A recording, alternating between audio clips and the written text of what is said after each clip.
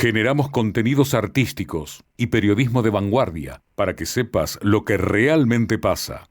Galáctica, Radio y Televisión Iberoamérica. Venos y escuchanos en todo el planeta Tierra.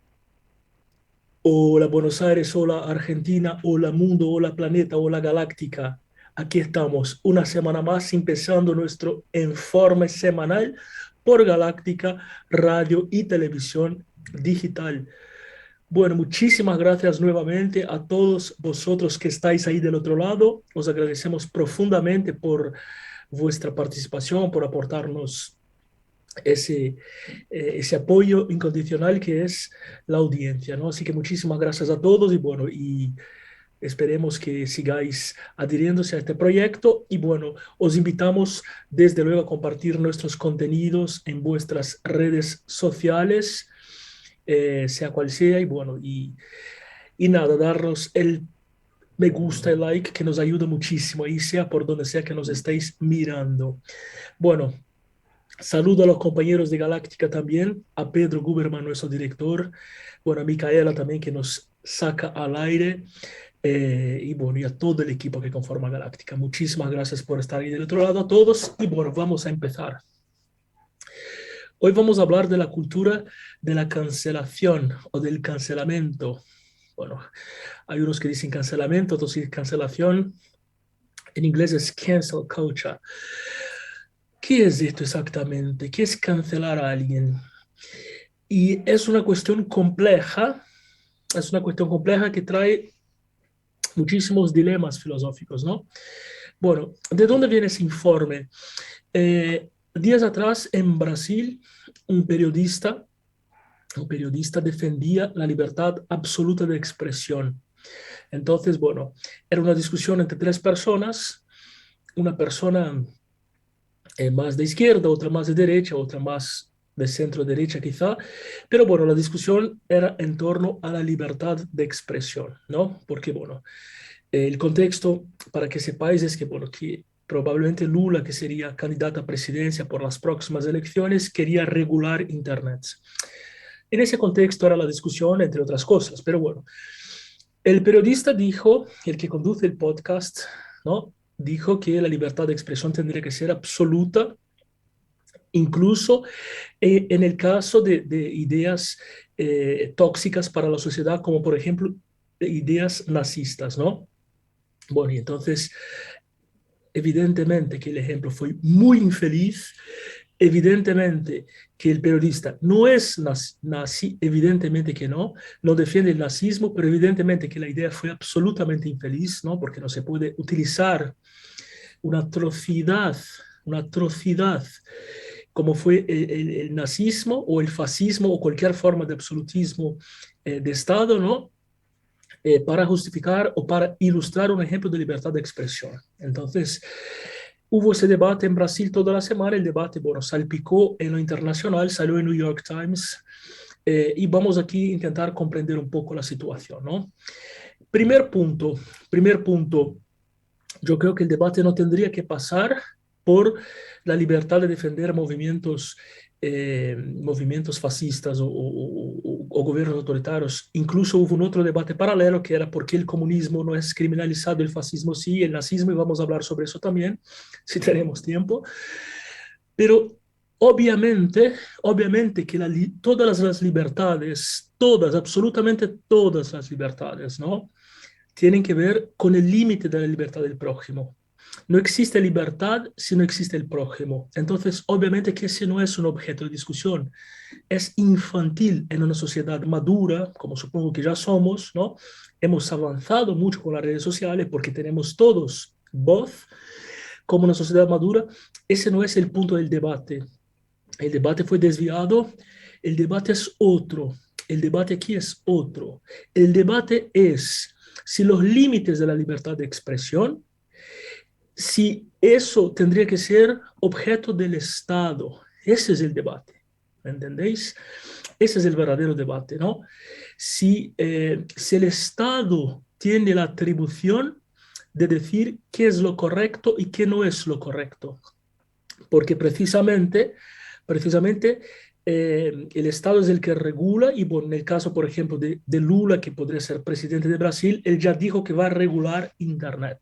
Y entonces ese es el tema. El debate es si esa regulación es el Estado que la hace o es el mercado. Y por mercado se entiende en el sentido liberal de la palabra, ¿no? Las empresas que patrocinan, o que, los sponsors, el público. Entonces, ese fue el verdadero debate.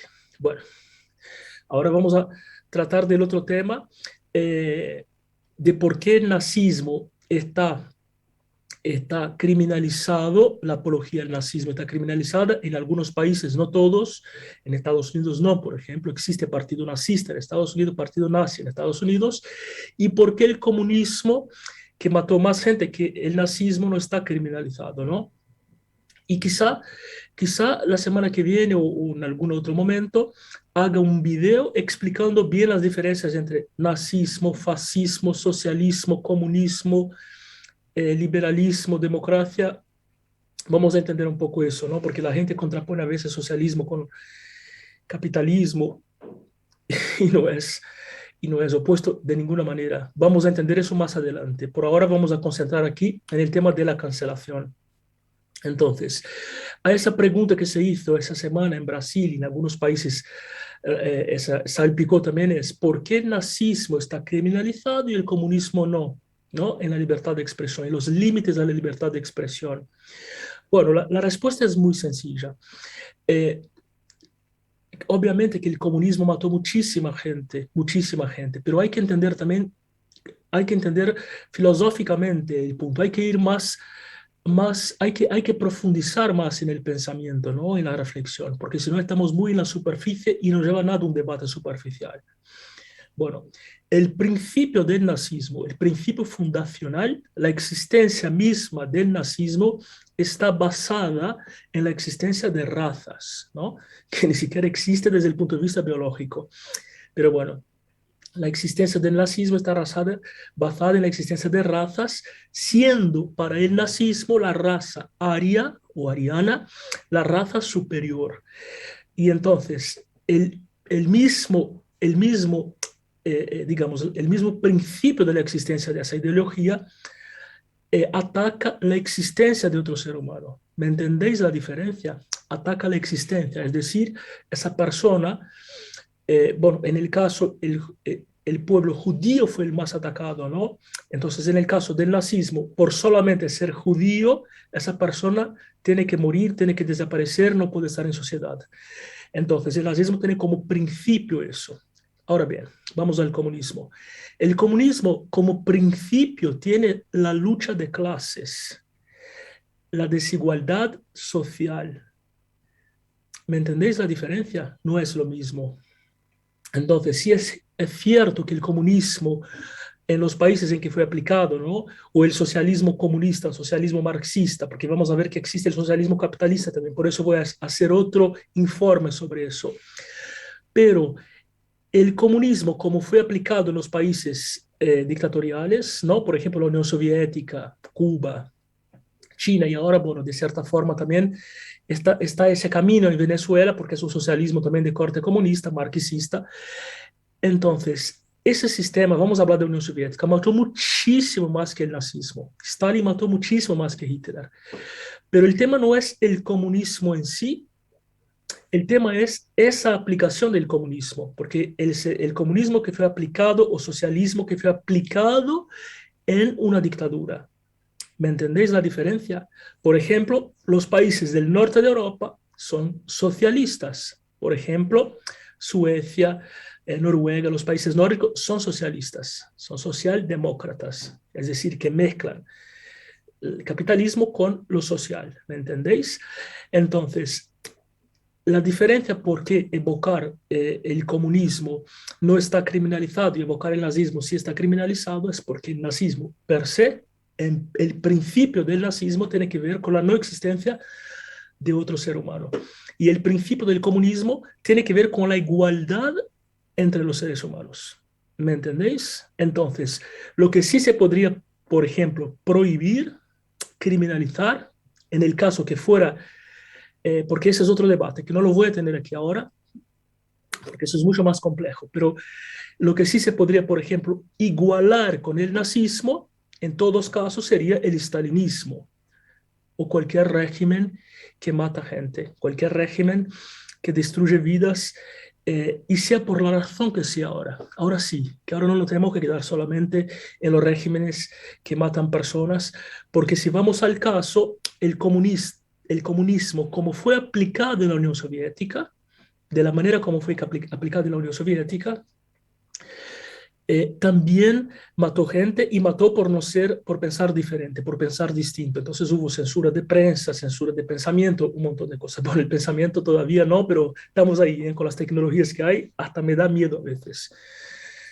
No sé cuántas veces uno piensa una palabra y aparece una publicidad ahí semejante. Es asustador.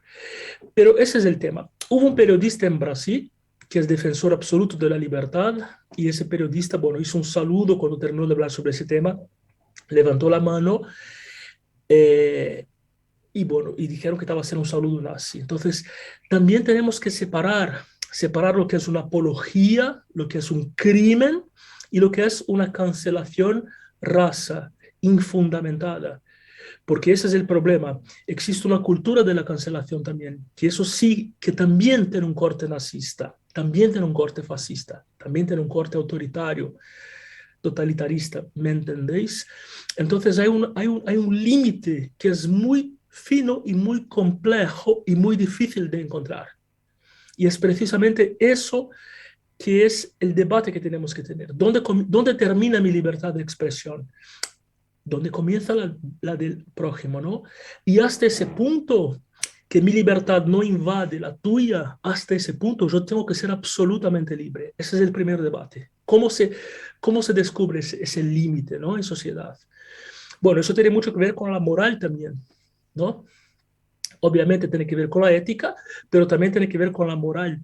¿Qué es la moral y qué es la ética? Entonces, definamos. Bueno, la ética es lo que está bien y lo que está mal en cualquier civilización, ¿no? Matar está mal, punto, punto. Pegarle a un niño si uno es adulto está mal, punto. O sea, hay cosas que son éticamente irrefutables a lo largo de todas las civilizaciones. En cambio, la moral cambia. La moral, por ejemplo, en una sociedad dada, la unión entre dos hombres puede ser inmoral, prohibida, castigada. En otra sociedad, en otro tiempo, en otra época, en otra geografía puede ser absolutamente normal. Entonces, esa es la moral.